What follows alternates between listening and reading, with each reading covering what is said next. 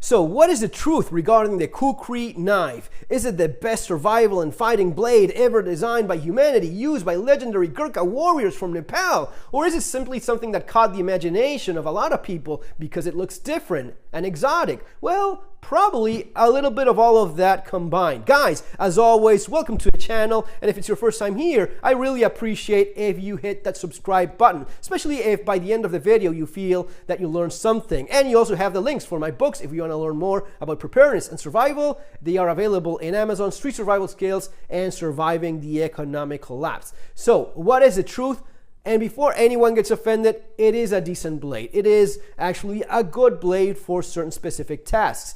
But I feel that it has been strongly influenced by the imagination, by how exotic it is, by the historic context of this blade. And I can give you a perfect example. Growing up in Argentina, we've heard of the Gurkha warriors. And, keep in mind, Argentina, Malvinas, what you probably know as Falkland Wars, there was, talks about these guys that they came from Nepal, these gigantic, huge warriors with their Kukri blades, right? And yes, true enough, they did have their Kukri knives. Were they gigantic, huge people? No, they're actually quite small and of a small frame. Now, very hardy people, and that's why they've been appreciated by the British Armed Forces over the years. Keep in mind, they fought the British at first, and then when they were conquered, they were given the option of joining the British Armed Forces, and till this day, they often still do. They're not gigantic. Many of them have never even touched a firearm before enlisting. They simply have a lot of drive. It's actually, even till this day, it's one of the ways in which they improve their conditions of living. Any guy from Nepal that manages to become a Gurkha in the British Armed Forces will have a much better life. So they usually, even as young kids, they ran, they do push-ups, pull-ups, because that's actually part of the testing that they get. And one of the things that caught the imagination, and keep in mind, think about how it used to be back in the day. Even till this day, the average person that joins the military is not someone that has traveled all over the world, has seen it all. No. And imagine how it would have been back in those days when they saw these tiny guys that all of a sudden pulled up a big-ass curved blade and start hacking. Yeah, it must have been scary. It must have been pretty impressive. And when they saw that weapon, they thought, man, that is fucking cool, especially if they had maybe a traditional bayonet that was so different from this. And when they saw that it was also used as an agriculture, farming tool, which it was, that probably caught the imagination of a lot of people, including people like our friend here, Hugh McManus. This is one of the first accounts, and this is from 1995. I don't even want to know, how. Yeah, let's not do the math on that, okay, guys? But yeah, this is one of the first accounts that I came across in a survival or backpacking book about the Kukri. Yeah, why is it so great? Why is it the best survival knife ever? Because you chop here, like if it's an axe, and you do detail cutting here and here, and here is where the imagination, the fantasy, I just want to see something maybe as better than it actually is. Now, is it a good blade? Is it a good tool? Yes, of course it is. Now, keep in mind, this is actually one that I bought from Nepal. This was shipped from Nepal, and this is one of the examples of the kind of Kukris that come out of Nepal these days. These are probably not traditional Kukri blades in the way in which they were done 50, 60, let alone 100 years ago. It's probably much closer to what Cold Steel does with their Kukri machete. Why? Because this makes no fucking sense whatsoever. It is way too thick for something that doesn't need to be. Why would you waste metal? Why would you make something so horribly heavy when it would achieve the same thing, even better, faster, lighter, and cheaper by going this way? This is super tough. This is tough, but yeah, and as you see, it's an Americanized version of a traditional Kukri. I think it was done by Kukri House or Gurkha Kukri. Anyway, one of the two big companies back in the day that I bought it from. So, full tank, which, yeah, it is cool, I like, but it hasn't got the traditional Kukri handle, which makes a lot more sense. Why? Because this stops your hand from slipping. this is what you want to have in a large, heavy blade, okay? So you're swinging away with this, right? And this stops. This does not achieve the same thing. And they kind of try to do this here. No, a traditional handle would have been a lot better. Now, is that a good knife? Yeah. For some things. For what? For chopping. It's, yeah. If you want to use something that's almost like an axe, this makes perfect sense. And it is true that if you want to carve, if you want to use the tip for detail cutting, the kind of thing that you often see guys talk about or write about in books, and I've heard the same thing from, well, my traditional knife in Argentina, which is basically a damn dagger, right? The Argentine facón knife. This is 99% designed for stabbing people. But in our own culture, we try to, it's great for asados because they have length. Sure, I could grab it like this and do detail cutting. Sure, it's the exact same thing that they look at with a Kukri blade. Now, is that ideal? Of course not. No way. No. If you want to have a small blade, just have a small blade. In fact, this is going to be a lot better for detail cutting, for carving wood, for anything preparing food even. You can do all of that, and they do with this thing. I mean, a great example of that is the sheath, and this is more of a traditional sheath, which has tiny blade and sharpening steel or touching up steel. Not the best sheath, but yeah, more traditional. Sometimes tradition involves things that are not the best and most tactically sound, but they work kind of okay for what it is. And that's the good example here. Would I want to drag this thing around? Of course the hell no. I'd love to know exactly what thickness they're using for the issue one, because I know that they still have the British Army still gives the Gurkhas a traditional Kukri with a traditional, it's a black sheath and silver accents and so on. I would be surprised if it was this thick. It's stupid.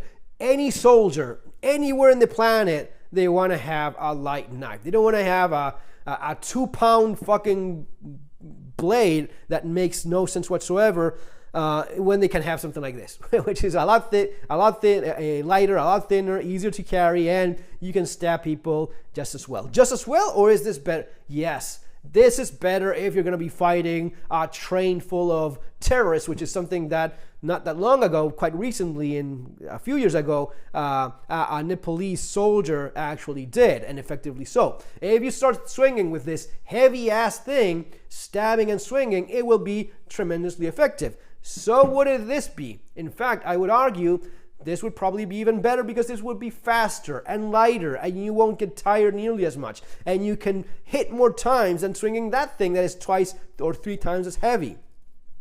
This is actually even longer, right? So my point is the traditional Kukri knife, even though these days they're doing these things because of marketing, because they still want to sell knives like anyone else in business ever in history, anywhere in the world. So if the market says, do a thick-ass blade that has a handle that makes no sense, they will do it and they will sell it. I actually bought it, so they're quite clever about that.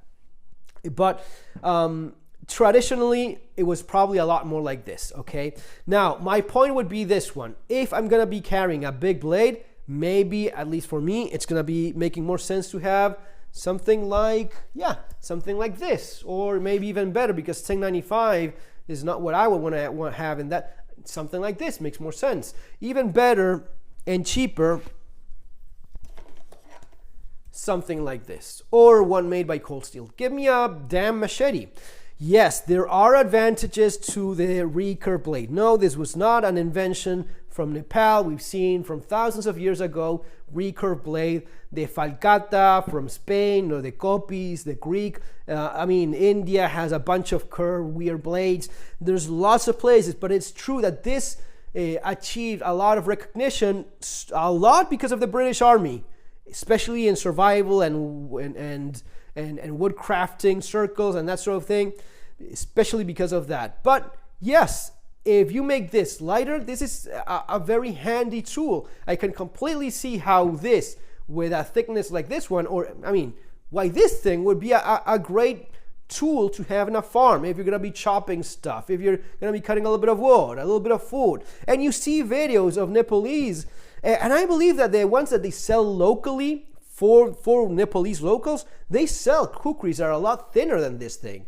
I think I've read something about that or saw some videos. So they have a market specifically for what is their armed forces, for what is being sold internationally, and for the cheap agricultural tool that also doubles as a weapon if it needs be. They probably have something a lot thinner.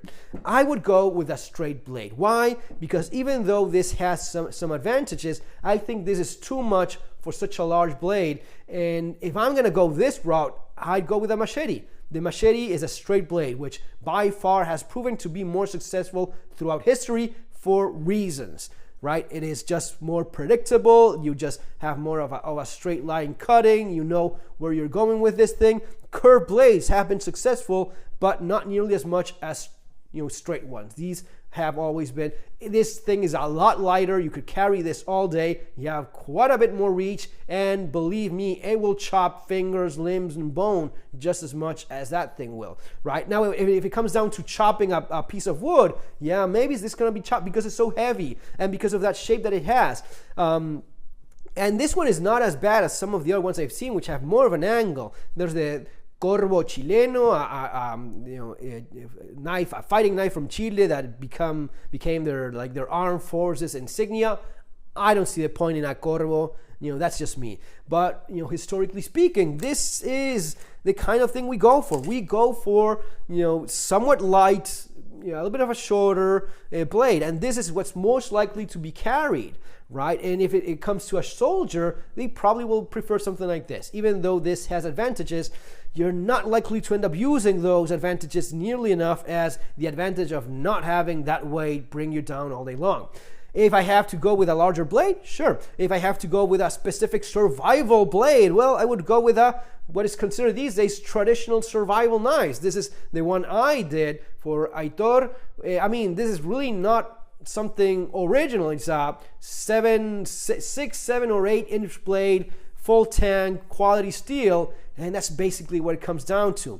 Why do you have this thickness in a blade like this? Well, first of all, because it's not as big as this. So you don't have the same rigidity in a blade that is smaller if you don't have that thickness. Here, it doesn't make any sense because the Kukri machete from cold steel has proven time and again to be as strong as you could possibly need. And for those of us that are from South America, machetes, these things are just tools that get beaten on all day long. They wear these things down and they do not break. What else could you possibly want? Yes, if you're sharpening it, it will cut. It will. This is a modification of mine, but my point is, a light blade of this, if this is the size you're going for, then you don't need to make this marketing thing that is so common these days of making it so thick, right?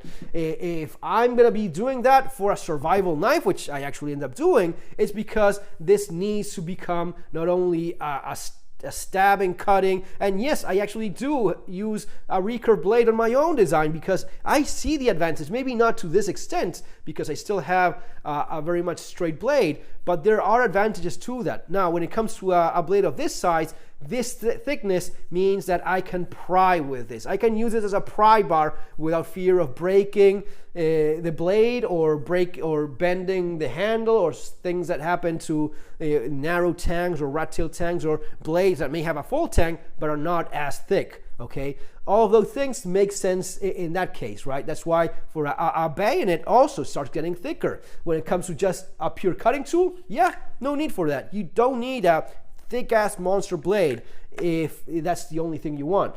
Or if you have so much metal because of how long it is, how thick it is, that a 2 millimeters, 2.5 millimeters is going to be more than enough. There's no point in wasting metal and weights in a 6 millimeter Kukri blade.